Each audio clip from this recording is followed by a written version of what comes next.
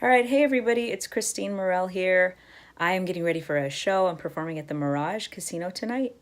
Right now, I am 8 months pregnant, so it's a little crazy, but I'm still performing and people are still calling me to do shows, so I'm still going to do it. But I am making this because I've gotten lots of questions. People always ask when I knew I was ready to perform. So there's a lot of singers and bands and performers out there that are like, I'm not ready yet, and a year goes by and they're like, okay, I'm still not ready. 2 years go by, 3 years go by. You don't want your whole lifetime to go by because you never felt like you were ready to perform. So I wanted to talk about that with you guys because for myself, if you know anything about my story, I was never quite ready, and I don't think anyone is ever quite ready to get on stage, because the only way you can practice being on stage is by being on stage. So you can practice and practice, and I spent my whole life learning how to play the piano and that sort of thing, and writing music and all of that. But once you get on stage, now you're nervous. There's people watching you. It can all go out the door. So I wanted to kind of talk to you guys a little bit about some of my stories, and then some of the ways that I've prepared to get on stage, and how I just kind of got just over worried about everything and the outcome, and then how I actually got over it. So I wrote down a couple of things that I wanted to share with you guys on how I prepare, but I wanted to share a story with you guys if you've never heard it before. But one of the first times I got on stage in front of a lot of people singing, I had been on stage performing with the piano and that sort of thing, and I was always terrified. I knew I wanted to do music, but I was so scared of messing up. I was scared of falling. I was scared of people laughing at me. I was scared of the way I looked. I was scared of everything. And but I knew that I loved music so much, and I know that there's a lot of you out there that are like, I love music and this is all that I want to do. But sometimes we have these like limiting, thoughts that we have about ourselves, that we're not good enough, or we don't look a certain way, or whatever it is. And at that time, I think I was like 17, and there was a contest going on. And I'm from Roswell, New Mexico, and my Roswell people, whoop, whoop. I was out there, and they were having a contest. At the time, American Idol was really popular, and they had decided that they were going to come up with something called Roswell Idol. So I just thought if I won this contest, then I was going to like get famous, and all my problems were going to be gone, and I was going to be rich, and I was going to travel the world. But anyways, I was like, okay, let me join this. And I remember the night of the concert, I got up there and I brought my piano and I got on stage and I sang At Last by Etta James. And I remember I was so nervous that my voice was shaking. So when I sang, it sounded like at last, like it literally sounded so bad, and I knew it, and I just kept singing and I kept going. And I just remember as soon as I finished, I remember a voice from the crowd, and they went, "You sound like a lamb." And I did sound like a lamb. So I couldn't even get mad at them, because I'm like, yeah, you're right, I do sound like a lamb. So I kept going though, and my voice kept shaking, and my hands would shake when I'd play the piano, my legs would shake when I'd play. And it took me a long time, but it took me to just take the first step, and get on stage. Because like I said, you can't get over the fright of being on stage unless you're on stage. Like no amount of you, practicing in front of your mirror with your hairbrush as a microphone, or no amount of practicing in front of your family can get you prepared for this, except for actually doing it. So I one of the first gigs that I ever did was, I had been struggling for like a good 8 years. I was living in a kitchen that I had rented off of Craigslist. So literally I was sleeping in a stranger's kitchen on like a little cot. And I was trying to get gigs. I had decided that I was going to make a living doing music, and that was it. There wasn't anything else that I wanted to do. And so I remember I went to audition for this hotel gig, and I knew one song. I didn't know any other cover songs. All I knew was Rehab by Amy Winehouse. They try to make me go to rehab.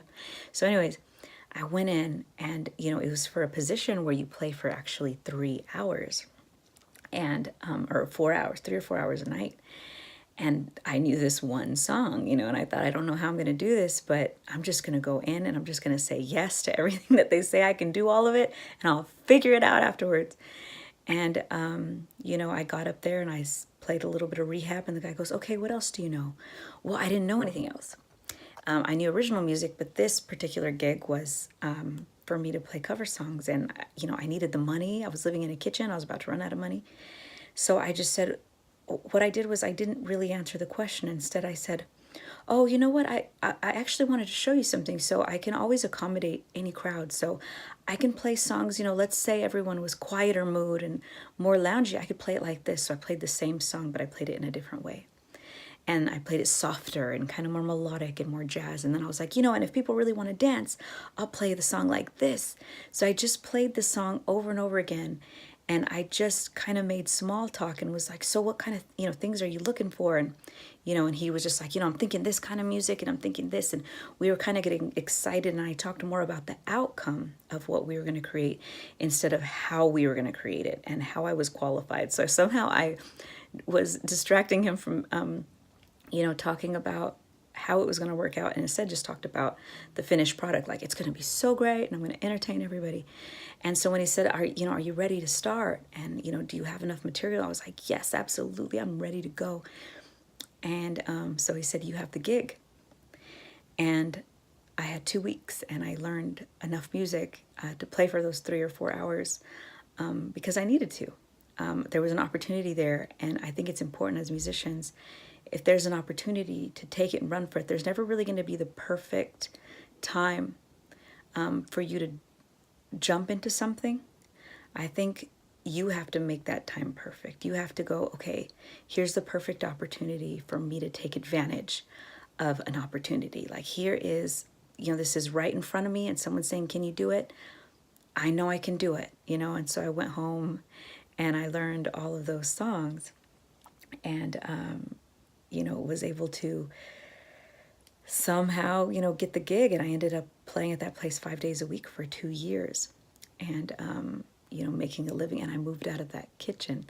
Oh, and by the way, guys, I'm actually teaching a live webinar. It's something new that I started doing where I teach how to book paid shows. So this is basically what I did, how to book paid shows without a social media following, without a manager, without a record label. I teach how to do all of this. If you check the description, you can sign up for a live webinar and actually go on there and we can chat and you can ask me questions and I can tell you exactly how I did it. If you know me now, I do a lot of shows. I do 200, sometimes 300 paid shows a year, and I travel around the world. So my life is very different now than back when I only knew one song and I was living in a kitchen. But I'm teaching that, so I would encourage you to sign up. But yeah, like I said, you can never quite be prepared. The 3 things that I would say you should do, but these are kind of no-brainer anyway, is, know enough songs. You can prepare yourself in this way. And, that I showed up to the gig knowing enough songs that would at least get me through the gig. The other thing was I just practiced, I'm a pianist, so I practiced the piano. If you're going to be singing with backing tracks, and practice with those tracks. If you're going to be singing with a band, then practice with that band.